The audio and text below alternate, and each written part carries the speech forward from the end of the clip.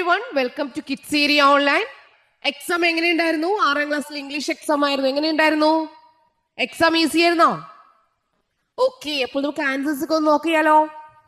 നോക്കാം. അതിനു മുൻപ് 1ാം ക്ലാസ് മുതൽ പഠിക്കുന്ന കുട്ടികൾക്ക് kids area online exam preparation classes നൽകുന്നുണ്ട്.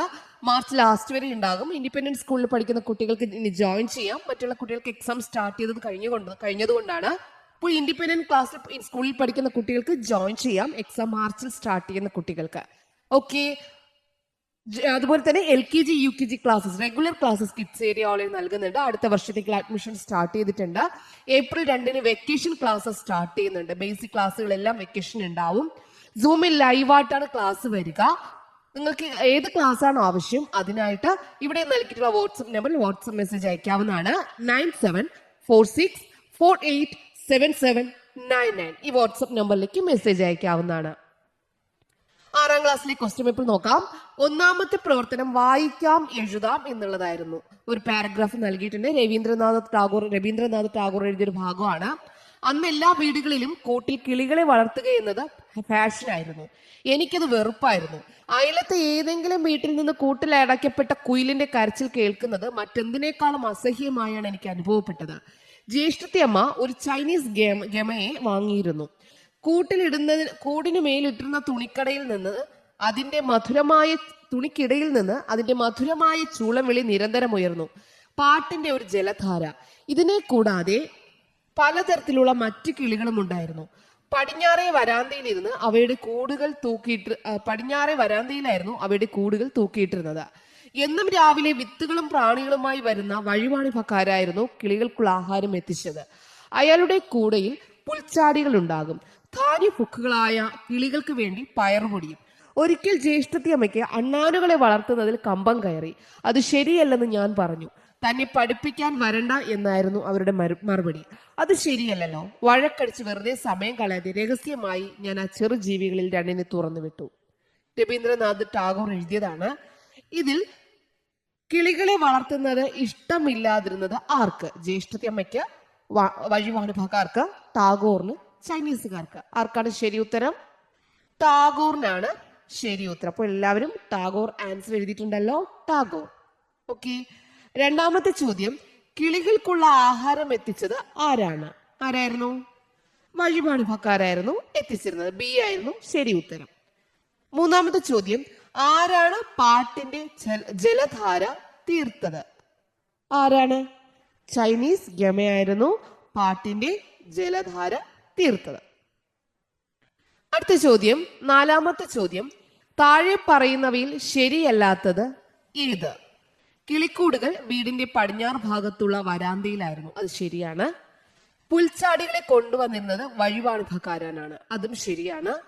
പയറുപൊടിയായിരുന്നു കിളികളുടെ ഭക്ഷണം. അത് ശരിയായിരുന്നു. ടാഗോറിന് അണ്ണാൻ വളർത്തൽ ഇഷ്ടമില്ലായിരുന്നു. അതാണ് ഇതിൽ ശരിയല്ലാത്തത്. ഇഷ്ടമായിരുന്നു. അപ്പൊ ഇതായിരുന്നു ഇതിൽ ശരിയായിട്ടുള്ള ഉത്തരം. D ആണ് ശരിയായിട്ടുള്ള ഉത്തരം.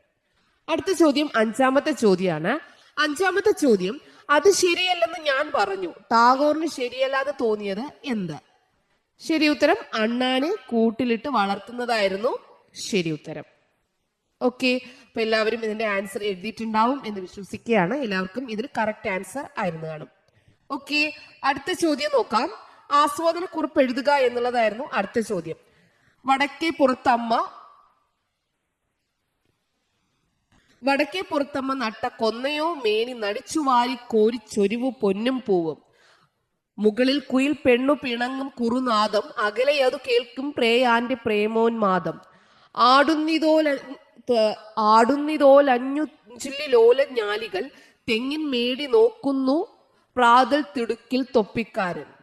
ചെമ്പരത്തി മേലാടിയിരിക്കും വണ്ണാത്തിയൻ ദമ്പമായി മധുരമായി പൂക്കളെ താരാട്ടുന്നു. പൊന്നു തൊട്ടല്ലോ നീട്ടി കണ്ണെഴുതിയിട്ട് കൊന്നപ്പൂവിതളുകൾ ചിക്കിടും മൈനപ്പെണ്ണാൾ. ഇത് സുഗതകുമാരിയുടെ ചെറിയൊരു കവിതയാണ്. ഇതിൽ കവിത വായിച്ച് ആശയം, പ്രയോഗ ഭംഗി, സ്വന്തം നിരീക്ഷണങ്ങൾ എന്നിവ ഉൾപ്പെടുത്തി ആസ്വാദനക്കുറിപ്പ് തയ്യാറാക്കുക എന്നതായിരുന്നു ആദ്യത്തെ ചോദ്യം. 2ാമത്തെ ചോദ്യം. സാധ്യം എന്ത് എന്ന് കവിത എഴുതിയത് ആര്? മാധവൻ അയ്യപ്പത്തായിരുന്നു ശരി ഉത്തരം. ഓക്കെ, അടുത്തത് 3ാമത്തെ ആക്ടിവിറ്റിയാണ്. മൂന്നാമത്തെ ആക്ടിവിറ്റി എ ക്വസ്റ്റ്യൻ ആത്മകഥം.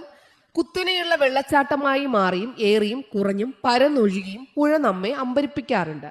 പല നാടുകൾ താണ്ടി പല ജീവിതങ്ങൾ കണ്ടൊഴുകുന്ന പുഴയുടെ ചിന്തകൾ എന്തെല്ലാമായിരിക്കും?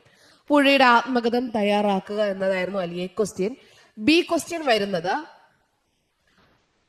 NP മുഹമ്മദ് MT വാസുദേവൻ നായരോടൊപ്പം ചേർന്ന് എഴുതിയ നോവൽ ഏതാണ്? ഉത്തരം അറബി പൊന്നാണ്. ഉത്തരം അറബി പൊന്നായിരുന്നു ശരി ഉത്തരം. ഓക്കെ, അടുത്തതിലേക്ക് പോകാം. നാലാമത്തെ ആക്ടിവിറ്റിയിലേക്ക് പോകാം. നാലാമത്തെ ആക്ടിവിറ്റി വർണ്ണനയാണ്. സാംബസി നദിയുടെയും വിക്ടോറിയ വെള്ളച്ചാട്ടത്തിന്റെയും മനോഹരമായ വർണ്ണനകൾ പാഠഭാഗത്ത് കണ്ടല്ലോ. നിങ്ങൾ കണ്ടിട്ടുള്ള സുന്ദരമായ ഒരു പ്രകൃതി ദൃശ്യത്തിന്റെ വർണ്ണന തയ്യാറാക്കുകയാണ് എ ക്വസ്റ്റ്യൻ. വർണ്ണന തയ്യാറാക്കുക. ബി ക്വസ്റ്റ്യൻ തലയിൽ മഞ്ഞുതൊപ്പിയും കയ്യിൽ ഊന്നിപ്പിടിച്ച മുളവടിയുമായി വിക്ടോറിയ വെള്ളച്ചാട്ടത്തെ അത്ഭുതത്തോടെ നോക്കി നിൽക്കുന്ന മട്ടിലാണ് ആ പ്രതിമ ഉണ്ടാക്കിയിരിക്കുന്നത്.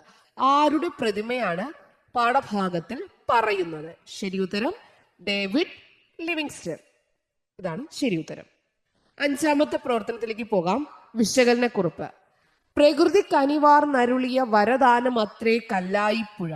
കല്ലായിപ്പുഴ മാത്രമല്ല, എല്ലാ പുഴകളും പ്രകൃതി നൽകിയ അനുഗ്രഹങ്ങളാണ്. പുഴകൾ സർവ്വജീവജാലങ്ങൾക്കും എങ്ങനെയൊക്കെയാണ് അനുഗ്രഹമായി മാറുന്നത്? വിശകലനം ചെയ്ത് കുറിപ്പ് തയ്യാറാക്കുക. വിശകലനക്കുറിപ്പാണ്. ആറാമത്തേത് ഉപന്യാസമാണ്. Panama canal, SLV3, motor car battery, Indian cricket team അംഗമായ മലയാളി വനിത. ഇത് മിന്നുമണിയാണ്. Panama canal major general George ഗഫേഴ്സ്, SLV3 doctor APJ Abdul Kalam, motor car battery കണ്ടുപിടിച്ചത് തോമസ് ആൽവ എഡിസൺ. അപ്പൊ ഇതെല്ലാം ചേർത്തിട്ട് ഒരു ഉപന്യാസം. പരാജയങ്ങളിൽ പതറാതെ പരിശ്രമം കൊണ്ട് ജീവിത വിജയം നേടിയ വ്യക്തികളെ നിങ്ങൾ ഓർക്കുന്നില്ലേ? ജീവിത വിജയം നേടാൻ പരിശ്രമത്തിന്റെ പ്രാധാന്യം എന്നതാണ് വിഷയം. ഉപന്യാസ വിഷയം ജീവിത വിജയം നേടാൻ പരിശ്രമത്തിന്റെ പ്രാധാന്യം. ഇതെല്ലാവരും നല്ലതുപോലെ എഴുതിയിട്ടുണ്ടാകും. വളരെ എളുപ്പമായിരുന്നു.